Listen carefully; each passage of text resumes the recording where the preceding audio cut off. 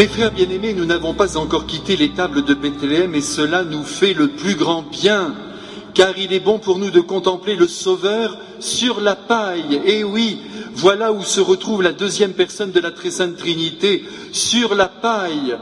Certes entouré d'une tendresse fabuleuse, mais tout de même dans un logement de fortune, dormant, comme vous le savez, dans une pauvre mangeoire. Face à cette situation plus que surprenante, Dieu naissant dans une étable, la Sainte Vierge pour sa part a dû être très inquiète, aussi inquiète qu'elle était délicate. Et elle devait se demander surtout si les gestes qu'elle posait étaient les bons. Emmailloter Dieu avec les linges de tout le monde, le coucher dans un berceau de guingois, est-ce que tout cela convenait ? Voici alors que Dieu notre Père va tout de suite donner sa réponse en envoyant les bergers qui déboulent dans la crèche avec leurs œufs, leur lait et surtout leur foi.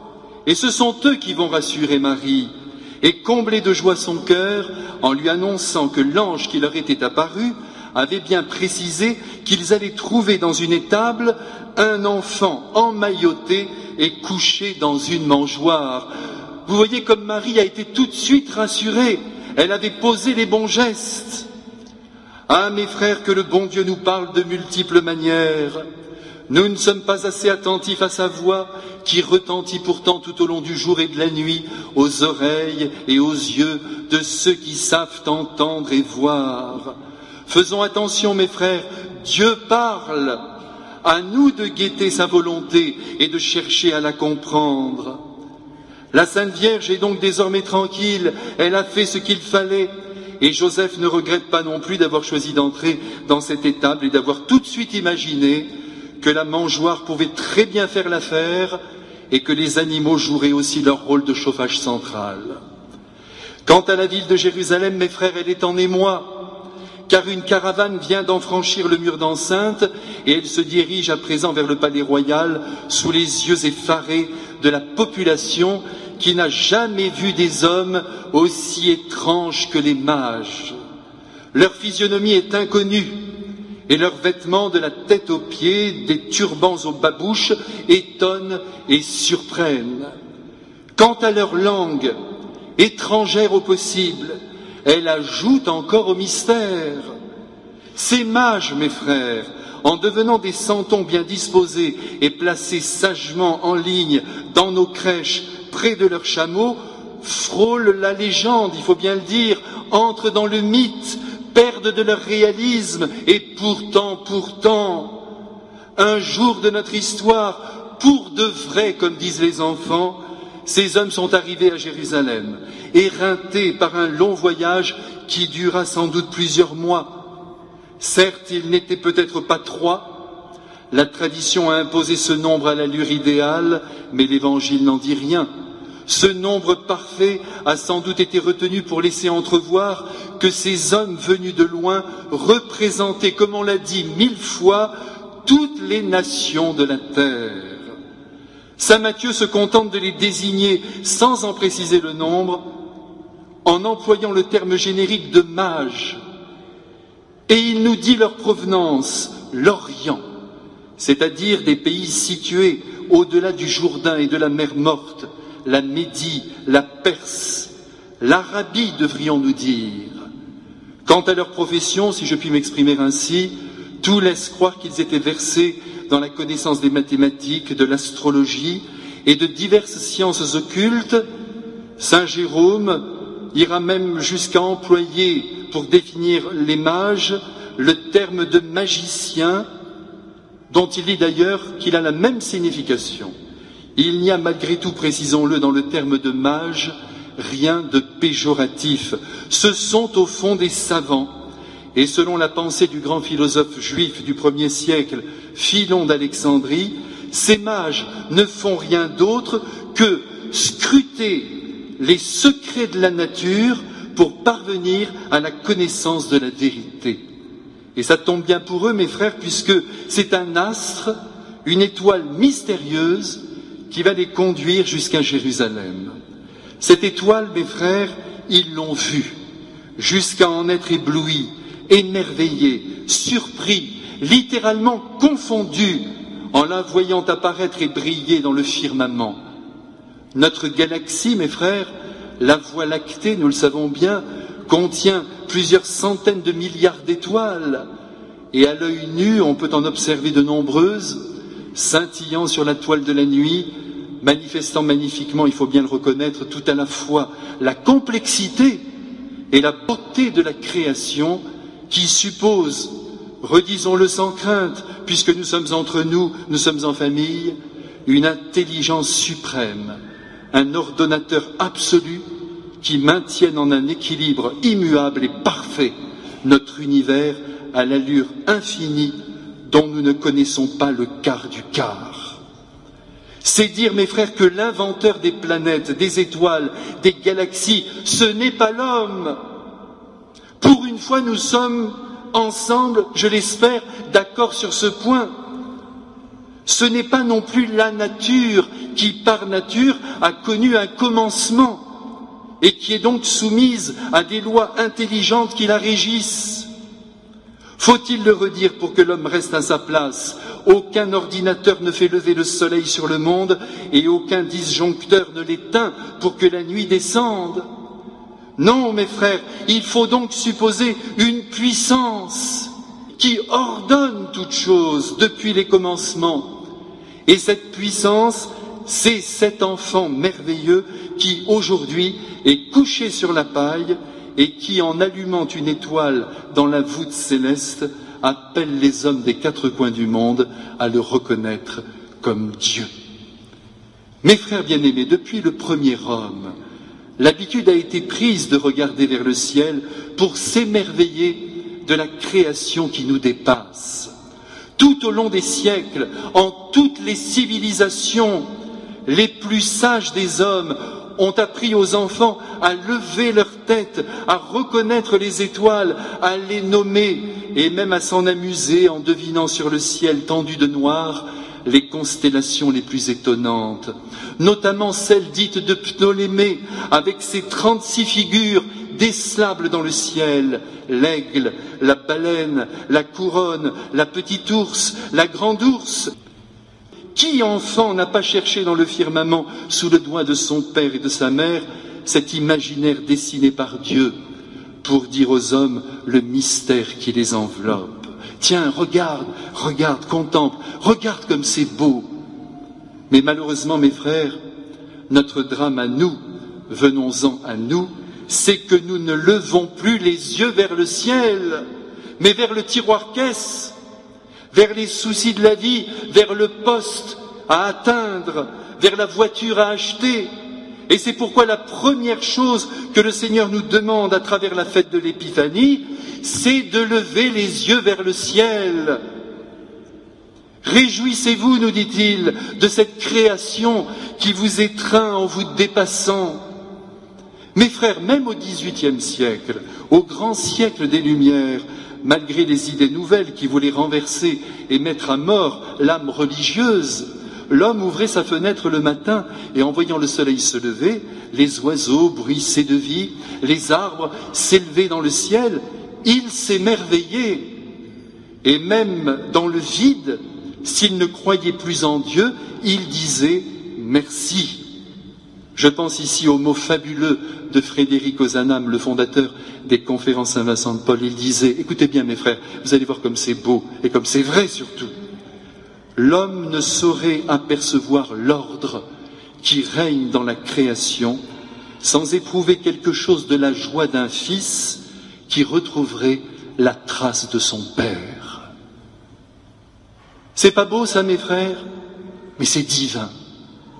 Cependant, de nos jours, ils sont rares ceux qui, ne serait-ce qu'une seule fois par an, remercient pour le soleil qui se lève en s'émerveillant de ce miracle quotidien. Bon, il faut dire aussi qu'aujourd'hui, au lieu d'ouvrir la fenêtre, on ouvre sa télé, n'est-ce pas?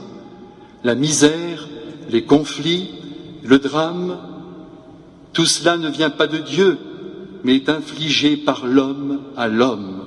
Il faut le dire, nous sommes souvent, nous les humains, les orchestrateurs de la symphonie de notre propre malheur. C'est nous qui, de toutes pièces, créons en grande partie le mal par notre égoïsme indécrottable et la recherche de nos intérêts particuliers. Vraiment, mes frères, les mages nous donnent un bon conseil. Regardons les étoiles, c'est préférable. Réapprenons à vivre en contemplant la feuille d'un arbre, le duvet d'un oiseau, la fragilité d'un pétale de coquelicot. Soyons des émerveillés devant la création. Une seule étoile comme le soleil, avec son rythme régulier, prouve l'existence actuelle de Dieu. Et un seul sourire d'enfant, frais comme une rose, le manifeste. Mais revenons à l'étoile du jour. Il a suffi qu'elle brille en apparaissant au-dessus des toits de Bethléem pour subjuguer les mages, ces hommes de science, ces passionnés de vérité, et pour les jeter sur la route poudreuse de l'effort. Nous aussi, mes frères, et c'est là que je veux en venir ce matin, en nos existences personnelles, si l'on sait regarder de près et avec attention, on s'aperçoit qu'il y a eu des étoiles qui nous ont fait face, et qu'il y en a encore qui surgissent pour éclairer notre propre route. Des étoiles, mes frères, oui, à chacun la sienne, et que personne ne se jalouse. Et pour commencer, l'étoile de la vie, que nous avons tous reçue, avec le pouvoir de respirer, de vivre, de parler, de chanter même faux, mais de chanter tout de même. Et sur cette vie que nous avons reçue sans rien demander, est venue se greffer l'étoile du baptême, qui nous permet d'être apparentés à la très sainte Trinité et de devenir pas moins que les enfants directs de Dieu. Cette étoile du baptême, mes frères, beaucoup s'en moquent, n'en voient plus la valeur, et pourtant elle scintille de mille feux dans le firmament de l'âme. Tant pis, non, pas tant pis, dommage pour ceux qui ne considèrent plus le baptême comme la bonne étoile de leur vie, la grâce des grâces, la source de notre divinisation. Et puis il y a eu pour beaucoup l'étoile d'une bonne famille, modeste ou riche, qu'importe, mais avec de l'amour et une bonne éducation à la clé, avec ses insistances sur la droiture, l'honnêteté, la bonté. Et si certains d'entre nous n'ont pas eu cette chance, il y a eu une autre étoile qui s'est sans doute levée à l'horizon, un ami qui s'est pointé, une amie, un prêtre, que sais-je, quelqu'un qui est arrivé pour nous sortir du trou noir, et si ce ne fut pas quelqu'un, ce fut une situation nouvelle, des circonstances autres, un recommencement qui ont aidé un jour à redresser la barre. Et l'étoile de l'amour, mes frères, ne brille-t-elle pas en bien des vies, pour ne pas dire pratiquement en toutes, la rencontre de l'être aimé, surtout quand on l'a bien choisi, parce que l'étoile de l'intelligence a brillé au-dessus de la passion amoureuse et vous a fait faire le bon choix. N'a-t-elle pas bouleversé votre vie, cette étoile, en la transformant en bonheur? Mes frères, une étoile est toujours là pour nous soutenir, nous aider, nous éclairer, nous conduire. Et jusque dans la souffrance, dans le deuil, dans les larmes, elle est là, cette étoile, au creux de notre douleur, et elle nous dit par sa seule présence au fond de l'âme que tout n'est pas perdu, qu'il reste encore Dieu notre Père pour nous consoler. Elle sera là encore, mes frères, cette étoile, à l'heure de notre départ du monde, quand la mort sera sur le point de nous ravir. Elle brillera, vous verrez, pour guider nos premiers pas dans l'éternité. C'est dire que tout au long de notre vie, mes frères, et jusqu'à notre dernier souffle, derrière l'étoile surgissant au bon moment sur notre chemin, c'est Dieu qui se cache et qui respire, et c'est lui qui, discrètement, de manière à ne pas gêner l'exercice de notre liberté, nous conduit chaque jour jusqu'à lui. Croyons par-dessus tout, mes frères, en notre Père qui est Dieu. C'est lui notre étoile, notre soleil. Il nous guide de sa lumière et de sa chaleur bienfaisante. Mais, il faut le préciser, il nous guide à sa façon, à la façon divine, que nous avons bien du mal à comprendre. Tenez par exemple les mages, s'ils entrent à Jérusalem, s'ils vont se présenter devant Hérode, c'est parce que l'étoile soudainement a disparu. Dieu veut par là éprouver, fortifier leur foi et leur amour. Que voulez-vous, en se cachant de la sorte, le désir de le trouver grandit dans leur cœur. C'est bien connu, ce que l'on n'obtient pas, ce que l'on cherche, ce que l'on ne réussit pas à atteindre, contribue à mobiliser nos énergies et à les concentrer en vue du but à atteindre. Parfois aussi, mes frères, en nos vies, Dieu semble se cacher. Il ne nous fait pas, comme on dit, la vie belle. Pourquoi? Eh bien peut-être parce que sous une protection excessive, il y a le risque de s'endormir sur nos lauriers. Et puis parce que quand tout est facile, on finit par perdre son âme. Mes frères, quand l'étoile est présente ou quand elle se cache, souvenez-vous que c'est toujours Dieu qui parle et qu'il faut savoir écouter. Ainsi, à la demande d'Hérode, les scribes vont alors révéler aux mages la grande prophétie d'Isaïe selon laquelle le Messie sortirait de Bethléem.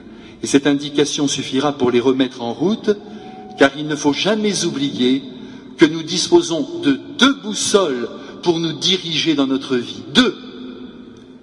La boussole des circonstances, rencontres et événements qui poussent notre vie et qui l'orientent.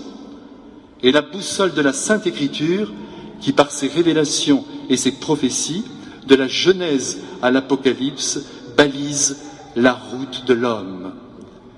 Mes frères, alors qu'aujourd'hui nous nageons en plein surnaturel, guidés jusqu'à la crèche par une étoile mystérieuse et par la prophétie d'Isaïe, permettez-moi de vous redire que nous devons impérativement accueillir les événements qui traversent notre vie.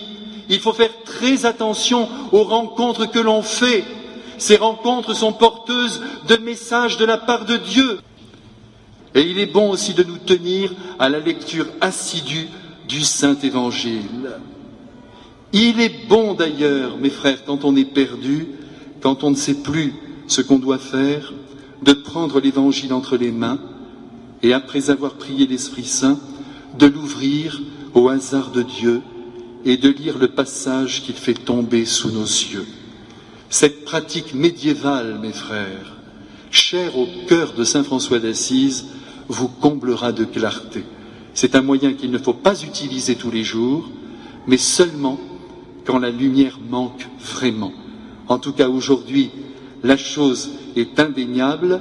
C'est parce que les mages ont levé les yeux vers le ciel, et c'est parce qu'ils ont écouté la parole de Dieu qu'ils sont arrivés à bon port, sous la voûte étoilée, près du seul véritable Dieu qui les attendait avec impatience, ses petits bras tendus pour serrer toute l'humanité au creux de sa tendresse. Mes frères, comme Gaspard, Melchior et Balthazar, vivons la tête dans le ciel, l'intelligence dans les saintes Écritures et le cœur dans le Christ. Amen.